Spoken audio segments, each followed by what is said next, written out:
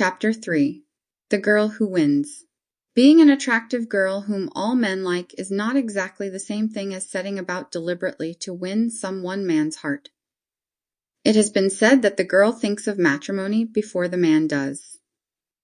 He goes on blindly and thoughtlessly until he is so deep in love that he cannot retreat, while from the very start she thinks whether or not she would like to wed him. It may be that you know some young man whom in a womanly way you would like to win. Let us suppose that in the secret recesses of your heart you have decided that you would like to marry him. In the first place, you must not fall deeply in love with him. If you fail, you do not want to be broken-hearted, and two, when a girl is really up and down in love, she loses control of herself. She is no longer sure of herself and of her conduct. You must keep cool and calculating. You must admire the man and feel that at that time he is the only one you could love. Lose just enough of your heart so that, when he is won and asks for your love, you can give it to him. You must be able to arrange your mode of warfare and always have perfect possession of yourself. There must be no silly excitement when he is present, and downcast face when he is away. Such a course would surely provoke comment, and your conduct must not be commented upon. No one must be allowed to suspect that you are interested in him. It is not your province in any way to go a-wooing, but you can work wonders in the way of winning the man you want. I have read that a woman may marry whom she will. I almost believe she can. You cannot, however, go about in an open way as a man can. With him the battle is sometimes half won when he makes it known that he wishes marriage. With you it would be all lost. You must never run after a man. Make yourself so attractive that he will seek you. Then it is all in your own hands. You can keep him beside you. You may have to wait some time for him to come. Be patient. Nothing is ever accomplished without patience. An impatient, nervous anxiety on your part will be likely to spoil everything. Never go where you know he will be and where he does not expect you if you can avoid doing so.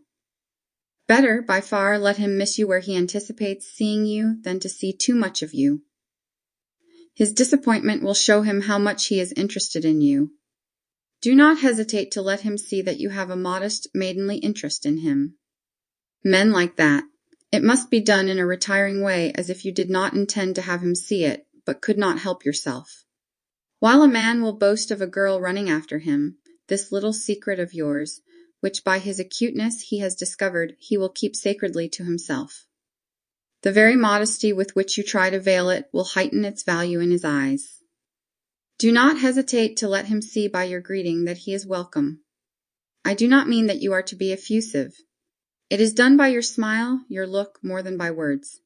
Girls make the mistake of greeting a man coolly in fear of appearing forward or of showing a regard. Never be cool to the man you want to win. Ward McAllister says in his Society as I Have Found It, the value of a pleasant manner is impossible to estimate. It is like sunshine, it gladdens. You feel it and are at once attracted to the person without knowing why. Young girls are rarely mistress of these sweet, little, but telling arts. The knowing just how comes later in life. Balzac has said that a woman of 30 is at her most fascinating and dangerous period. The women who have been the most famous for their power over hearts have all been nearer 40 than 20. This seems incredible to you yet in your teens. You now look upon 25 as a species of old age. At 30 you think, as far as men are concerned, a woman is in the sere and yellow leaf, while at 40 they are little less than in their dotage. Look out that while you are counting on your youth to marry you, some of these females in the sere and yellow leaf, or even in their dotage, will carry off the prize, because she knows how and you do not. The fact is, the woman of 30 is still young nowadays, whatever she was in our grandmother's time. She can win men's love too. She knows the world so well that she takes men as she finds them, while the girl in her teens does not. The girl aspires too often to make them fit in her narrow mold. Girls are too often narrow in their ideas. In the secret acceptance of a man's faults, or taking him as you find him, lies a great deal the secret of power over them.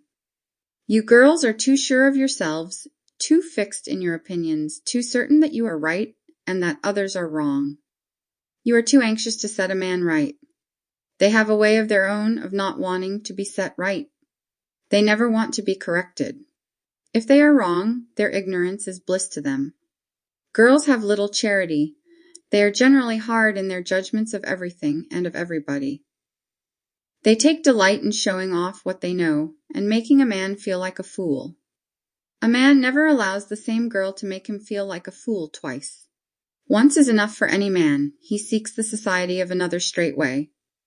Girls are given to display a superiority and make a man feel small. Again he walks off. A man never falls in love with a girl who makes him feel small. Now the charming girl hides her own opinions, her superiority, and brings out what is best in the man. This is what you must do every time. When you seek to win a man, make him pleased with himself.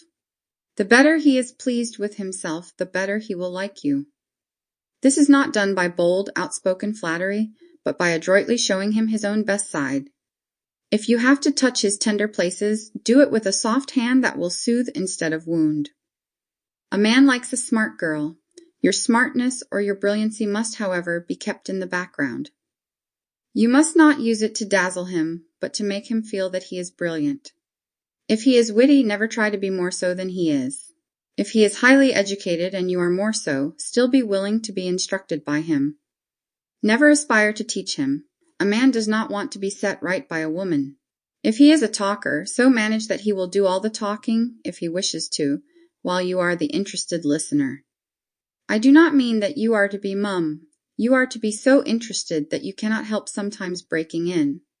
All your remarks should be to the point, and so worded that he will be led on until he is even surprised at his own powers of conversation and brilliancy.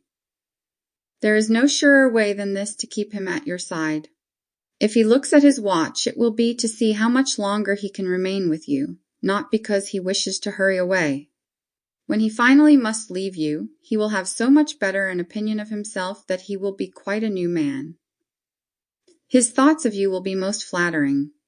He will not know why. Men rarely analyze their emotions. If they did, it would be worse for us and our little arts. In a certain way, they go about blindly. A man is self-centered. He loves to talk about himself. His vanity is his weak point. If he is no talker and all other topics fail, lead him to talk about himself. Only one man in 100 will fail to respond to this bait. He does not know that he is engrossing the conversation in this way.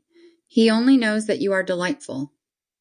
The wonderful charm some girls have for men lies in the interest she shows in him, and the tact with which she makes him think well of himself. A man will not be snubbed. In novels, especially of the Duchess kind, the abject small creature whom she calls the hero thrives upon it. His love feeds upon snubbing and grows more intense. He falls in love at first sight, and the worse his charmer treats him, the more he loves her. This is not true to life. These books are full of false ideas, and do much harm to the girl who reads them. It seems almost coarse to advise flattery. Flattery is coarse. You can, however, discover a man's good qualities, talents, etc., and praise them without limit. Men will swallow large doses of praise without so much as a wink. They do not even know you are praising them. They are only conscious of being pleased. You must be discreet, however, in giving your doses, and above all things avoid getting the name of being a flatterer. You can sometimes give praise with an unsparing hand, but you must be sure of the right occasion. A public man may be praised ad libitum. In fact, a man who sings, acts, speaks in public needs it. The private man wants it too. He gets less of it from the world in general, and your good opinion, delicately expressed, will be all the more acceptable. When you have a field all to yourself, be sure and improve the occasion. The girl who is affectionate wins. I do not mean to imply that you are to embrace every man you meet, or to allow anything of the kind from them. You are to show a certain warmth of feeling. No man likes a cold girl. Ice repels.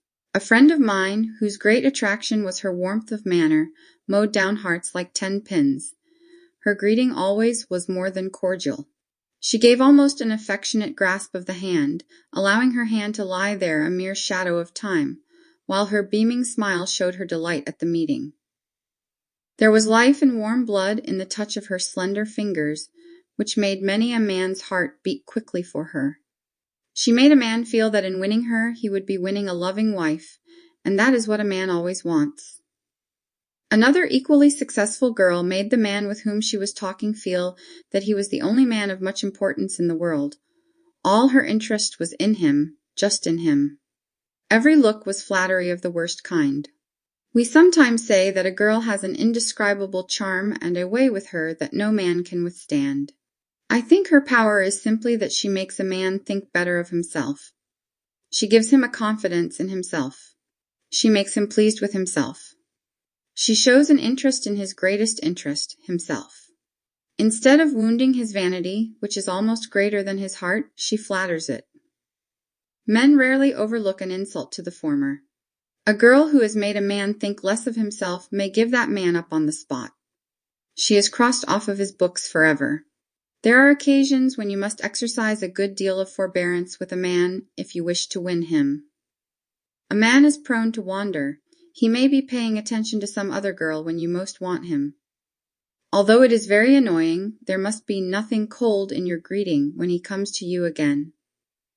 You must not reproach him. You must simply make yourself a great deal more fascinating than she is. You must be more sweet and winning if possible than you were before. Take pains never to speak ill of this possible rival. It is neither Christian-like or ladylike to do so. It is bad taste. The man knows you are jealous. He hates to hear bitter words. It looks very much as if you could and would make bitter remarks to your husband. If you reproach him now for wandering, he may judge truly that your husband will have little liberty. If you are jealous and inclined to make a fuss before there is even any engagement, what will you be like after marriage? If you would win, cultivate a sweet, gentle, forbearing spirit. Be always gracious. Cultivate a kindly manner. Be free from arrogance, self-assertion, self-consciousness, considerate of the feelings of others. Be courteous and kind in manners to everyone.